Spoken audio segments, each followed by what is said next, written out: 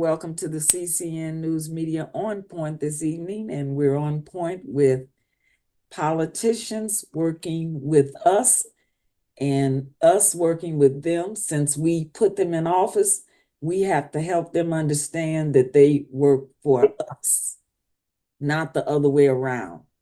And we need to develop a strategic plan to address the issues that we have in our communities so that they can help us resolve them.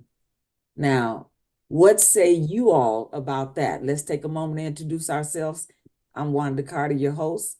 Glenda, can you tell people who you are? Hi, I'm Glenda Fulton from National Sarcoidosis. All right. And Ms. Ball, can you tell people who you are? Lorraine Ball, working with National Sarcoidosis. All right. Mr. Obi Wordlaw, introduce yourself, sir. Hello, I'm Obi Wordlaw, veteran liaison for Dow Inc. All right. And Miss Sandra Campbell, can you tell people who you are? Sandra Campbell, retired federal employee, civil rights, and community activist. All right. And then we have Brother Jordan. Brother Jordan, introduce yourself. Hello, Sister Wanda. Hello, everyone. I am Brother Jordan. I am actually the NCOBRA treasurer, Reparations United. I am their one of their team, street team leaders, and an activist civil rights leader myself. Right. So tonight's discussion, as I said earlier, is on developing a strategic plan for us to develop a strategic plan that will help us elect people to office that are politicians that will work with us and for us. I'd like to get each person's opinion on how you see that happening, or if in fact you see that happening. Sandra, can I start with you? Because, I know you always lead the discussion off in a way that others can follow. Really now? Maybe not with this discussion. Okay, this came out of a discussion we had earlier about, I actually told Wanda, very few people care about the primary election. And unfortunately, I'm one of those people. I look at it for maybe as a little hint as to what's to come for the big election. But the problem that I see nowadays, especially here in the Chicago area, the politicians are so useless in so many ways that people don't have any kind of desire or enthusiasm when it comes to actually looking forward to an election or even working with a particular candidate to ensure he or she actually wins. I know with Brandon Johnson, when he was running, the unions and a lot of college graduates and the universities and a lot of people, not only just on the west side of Chicago, but it was so monumentous for the west side of Chicago to actually have a viable candidate running for such an important office. Whereas I noticed the south side, southeast side, north side, they were not so much in saying, okay, and they were not that way for any of the candidates. It wasn't something that they were feeling when it came to Brandon Johnson. They felt the same way about Paul Vallis, Sophie, whatever her name was, because I think there were 3 aldermen who were in the race. And it was just like no one saw these people as leaders or people who actually are concerned or take on a stand or support one of the causes of what is going on currently in the Black community. Unfortunately, Yessie Yahuda is not on the line, but yes, he did bring up a couple of valid points. What about economic development? Right now, the Black community needs some type of real economic development. Not anything in these little strip malls. They need some actually big coming forward. Let's do stuff. And people think nothing is going on, but that's really not true, because there are still the automotive industry, and even with the EV, electric vehicles, there is money to be made out of that. the whole fact of having AI. AI is not only important to know when it comes to our daily use, but it's also something that we need to prepare ourselves for going in the future, because they're putting up towers in different places for these vehicles to be able to have like a relay, something similar to what they have in place for the airlines. There's a particular pattern or flight pattern that they have to follow based on that information. And that's similar to what they're going to be putting up for these cars now. But no one is having these conversations in the Black community as far as even a new way to look at some kind of careers for our young people, some kind of new employment, because things are changing. Yes. We need a politician that's going to not only that, and it's probably going to have to come again from the grassroots, that is going to not only go there and be the politician that he or she says by title, but you're going to really work for the people. You're going to be really doing some stuff to make sure that your constituents are actually getting their fair share of the pie, or they're being able and being invited to sit down at the table when it comes to the planning and these various steering committees on which direction that they're about to take in order to better that particular community. I agree. Look, we have to form some kind of an alliance with one another to make sure that these politicians do what we need them to do in our communities. You know, it's time out for I'm not going to get involved because I don't like any of the politicians that are running. Well, then if you don't like who's running, then you run, or you identify somebody that should run. But we have to come to an understanding that politics is the way this government is ran. And so we have to learn how to work through their plan, through the political plan, to get what we want. What say you, Glenda? What say you, Obi? Well, I say I'm sentimental with exactly what she said. And if LaShondra comes on the line, LaShondra does have an electric car. And so she kind of knows that area, what's going on. And I agree with her. Where are the jobs? But most of all, where is the wherewithal of life so that we can be sustainable and things that we can be able to do with a dollar or having a dollar? Mm-hmm. The politicians, yes, they need to be tied down and, hey, nailed to the cross if we don't get ourselves there and help them to understand who we are, why we are, and you're in that office in a seat because of us. Yes. So yes, the primary was yesterday, and now what next? What next? Come on now. What next? What next? So are we willing to get, where's the old backbone at? I miss it, especially in our men. Yeah. Especially. Okay. Because there's strength in number, and we can't just talk. I'm a doer. I don't have to show my credentials. I know who I am. I really do. Okay. But I want to help all of us to know who we are. I think I shared with you the new guy at Push now. How can we help over there? Their population over there is nothing like it used to be at all, period. The new boy is forming a task force.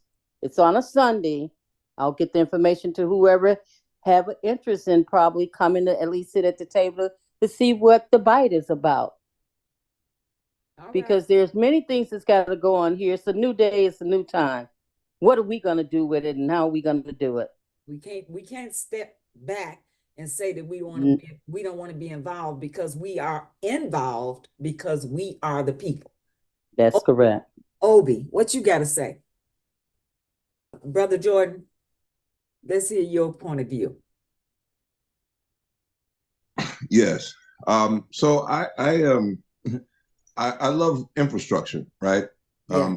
To say the least, infrastructure, in my belief, is what we as individuals, that come together collectively, should be able to attack, right?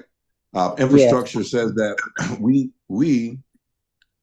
are unable to succeed in business. It says that we are unable to build business. It says that we are unable as people already to come together and have a structural sound foundation, right? Politically, we talk about these political pundits, right, that actually being elected, that we went through this election right now. And I think we're going to take a step back if that white woman gets elected. Excuse me, I might say the terms like this, but they're not endearing. I'm just actually relating to the actual idea.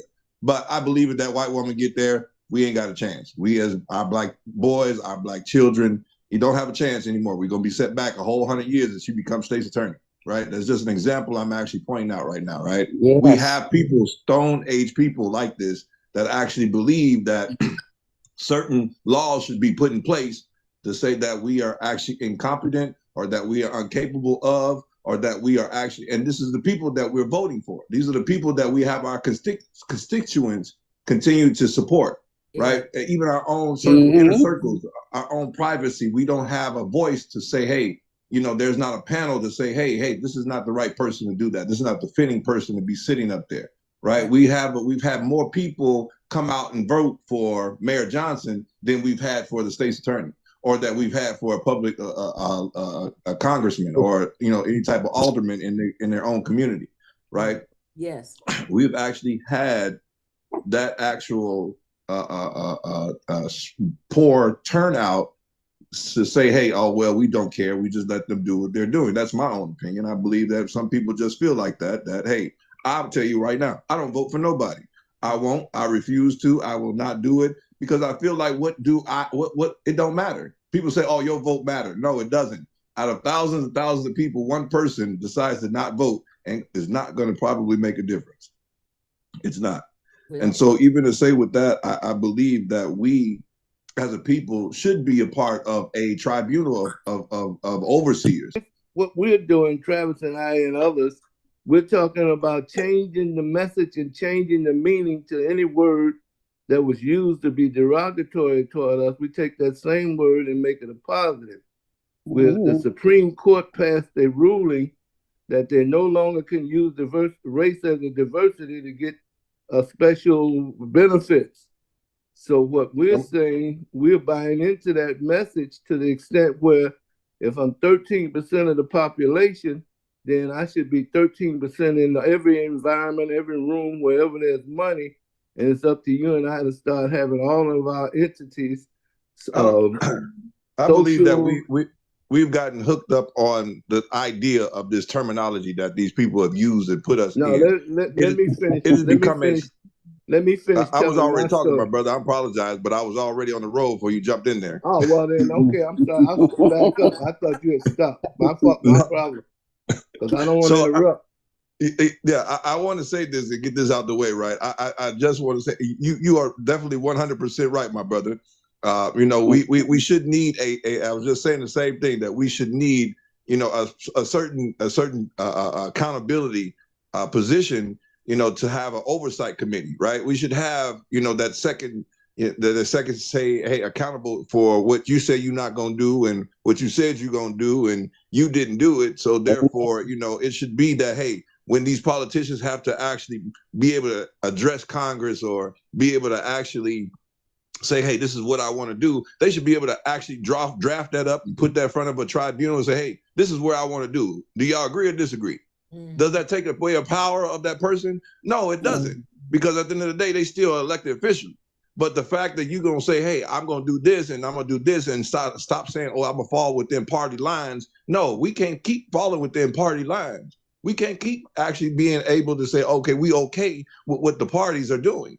Right? Again, I go back to this idea of what this white woman that we actually, is about to be elected. I feel like she's going to be elected. I hope that black man sits there and be able to actually be, functional in the capacity that is actually he ran for. But I have to say, I'm in fear of the fact that my own black men that's sitting in jail right now, if that white woman get in office. I really am.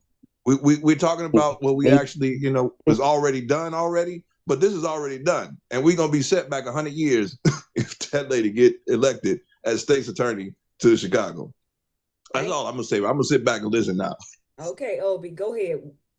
Okay, what we're doing is we're changing the meaning. To give you an example, the word affirmative action, the Supreme Court just dealt away with that, i.e. the Chinese people, based on the prodding from the white people, came up with a lawsuit that said they no longer can use race as a preferential for bringing us into schools of higher learning, which is going to translate into everything that we touch. So Harvard sent back $5 million back to the diversity program because they no longer can use that money for diversity. So we changed the meaning to what diversity means. And what diversity means is that I'm not in this room as a token. I'm in this room to teach you and learn from you so we both can go back to our communities and make this a better world. So I know so when I send my child of us into an environment and they say, oh, we only got one person, or we making one or two people, and say, look, that's set up for you to be the first Black, and then maybe next year we're gonna have. No, we're saying that if we're 13% of the population out of 100 people, then it ought to be 13 of us in this room, and not as a token, but to teach and learn. Now, you and I, out of the mouth comes life or death, and the most powerful thing in the world is the tongue. So you and I have to start telling each other that. And lastly, not lastly, but let me give you some information. Last 2 weeks ago, I think it was 2 weeks ago, all the WVON personalities had a plebiscite at DuSable Museum. So when we was at the museum, they talked about who they were and what their talents were, and they etc. Then they had an open session for questions and answers. So Travis got up and had one question dealing with the property tax, and I got up second, and my question was to them: what do you call when people do the same thing over and over again and expect a different result? It was 300 people in the room, and some said insanity and some said stupid. So then I said to them, I said, guess what? Everybody in this cotton picking room is either insane or stupid. And they all moaned and groaned and said, why? We're the only group at this moment, and we got to change it, so I wasn't criticized. Right. We're the only group in this room that give our money to everybody else and don't get none of it back. So we got to figure out how to change that. So we got to start talking about it over and over again. But in the meantime, again, being redundant, the message is whatever is said about me, we got to take that same word and make it a positive about me. And I had a discussion we're doing something in the organization that I'm part of, that we're doing something to help slate some of the politicians. So number one, it's my fault because we had a congresswoman from the Hispanic congresswoman, the first one that they got over, I think it's Little Village or either somewhere over on the north side. And my question to her was dealing with some of the same issues, but we've been divided. But what Travis and I are saying, that we got to deal with the Black people. So when we get us together and we got to start talking about that, then the money that we get, we will not give it to somebody else. So when you're talking about reparations, the white people ought to be happy right now, because if we get the money and we keep on doing what we've been doing, they'll get it back. Right. So, but I got a lot to say, so I don't want to hog up the thing, but we're in meetings as we speak, having this conversation. Change the meaning. Critical race theory means if you don't want your child to know, it's critical that my child must know, and all of my money, we got to start fighting. All of my money's got to go to take care of my children. I ain't got nothing to do with what you want for your white children, but my children got to know who they are. So I want my money in the educational system to go for me. Come on now. All right. Amen. I got that. Now, Ms. Ball, I want to hear your opinion on this topic. How do we get the politicians that we put in office to work with us and for us? What kind of strategic plan do you think we should put in place? I agree with someone was saying something about the panel. Yes. I agree with that 100%, and that would be something that I would say. Okay. And she's one of our younger generations, you all. Okay. Well, The 30-ish club. Oh. Well, the organized people be the powerful people. Yes. gotta organize, y'all. It's time. Leadership with a plan. It's time. We gotta stop talking about what we don't like and what we Right. don't do and start doing it. Well, I think we're doing it, and I think you're doing it. I think everybody on this panel is doing some form of it in whatever lane they're in.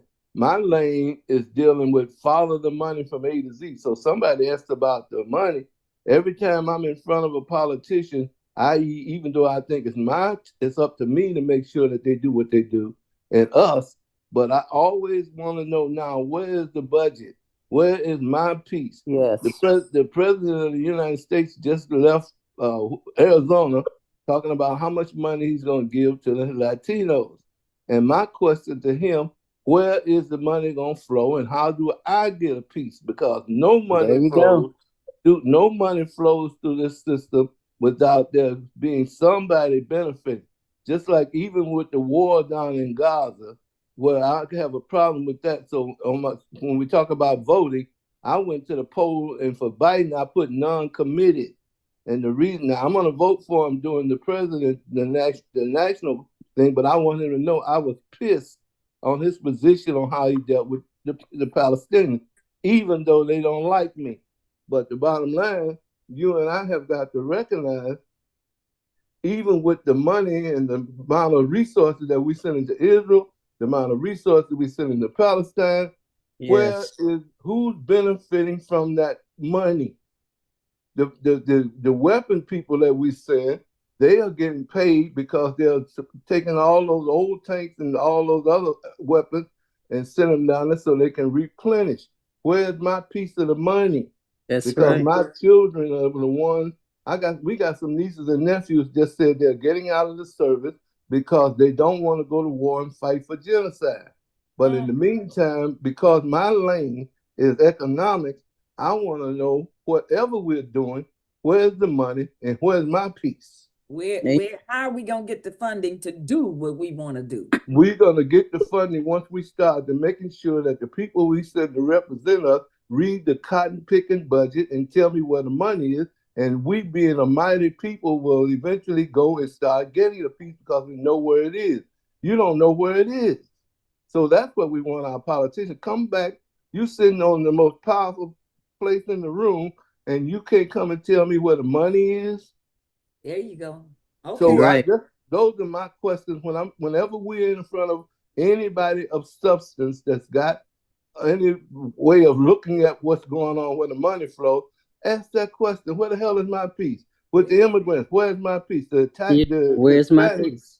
The Hispanics is gonna get paid for the immigration that is replacing me, and you ain't getting no piece of money and don't even have common enough sense to ask for it. So we got to start being vocal about where is my piece. Now, one last piece is we're talking about one drop of black blood. Now, I don't know how many light-skinned brothers and sisters we got on this phone, but when people start talking about now being light-skinned or mulatto or half Indian, I let them know so my children can start feeling good about themselves, that the most powerful blood in them is the black blood. And you women on this phone are the mothers of civilization. So damn it, we got to make my children feel good about that one drop of black blood. Like that. I like that. Sandra, you had your hand up. What you got to say to what Mr. Wordlaw just said? No, there was something that, again, and unfortunately, I'm sorry, Mr. Jordan, I don't remember exactly what you said, but then that's when Obi came in between what you were talking about, and he was actually, again, talking about how the affirmative action. And one thing I wanted people to understand, affirmative action, they're saying and recommending that it doesn't happen for the colleges. The thing that people don't understand, in the federal government system, one of the largest employers in the U.S. is the federal government. To put affirmative action in jeopardy at all, like Obi said, they start with the colleges. They always try to do something. They do a little pilot thing, this little pilot program. What the dumbass Supreme Court judges didn't understand is that same system that they're in uses affirmative action to ensure that everybody gets a seat at the table. That too is based on population. That's the Who is whole this part young lady? about the census. And again, once upon a time, blacks were 15% of the population. I was in civil rights, blacks were number two. They were 15% of the population, which required, again, that we had to look at the hiring, we had to look at for every position to ensure that that was open and fair. The thing that people don't understand about affirmative action, no, it did never guaranteed anything. It But just see, made we're sure talking that about it caused them to have to look and to have to also ensure that in the event that you didn't hire someone, and we didn't have 15% black like OB was talking about, but he says it's 12%, you have to give a legal, non-discriminatory justification as to why your numbers are below that of the US Census. Why can do I you not interrupt have you? 12%? And Can I again, interrupt you? the other important thing that people need to understand with affirmative action, it will assume that everyone, whether you did or didn't, paid into these tax dollars, because that's how this government system runs. It runs on fees, penalties, and really tax dollars. All You're that singing to taxation that they do for companies and all that stuff, but again, your tax dollar is in there. They don't sit up there and say, oh, well, you blacks, we could have been the least ones that were the contributing, but we were still the second highest population in the US. So that meant you were entitled to at least be considered. You can I remove that, and then guess what? It doesn't matter. You could be 50%. It's going to be like apartheid was in South Africa. You're not going to get jack. You're not can going to I get be anything. can I interrupt And you? I'm sorry. Can I interrupt you? Because what you're doing is you're singing to the choir. Most of us No, older no, no. than you. I'm explaining that to them. I'm not explaining it to you because, like I said, you already know. And I was telling Wanda and others, letting them know exactly how deep this does run. This is Okay, not some superficial thing that you need to ignore. It is touche, not. It is just as bad and just as serious as Wade versus Roe. touche. This is But just as serious. it's more so And for what us. they did these two low down, dirty back to back things. One, I understand about abortion. I understand about putting the responsibility on the states. I get that. But that at no time did they say, oh, the states decide the women don't have the right. Supreme Court never said they didn't have the right. They got it out of their lap. They made sure that they don't have to make that decision. But when it came to affirmative action, they made that decision.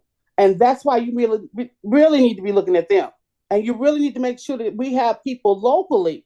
People want to talk about congressmen and whatnot.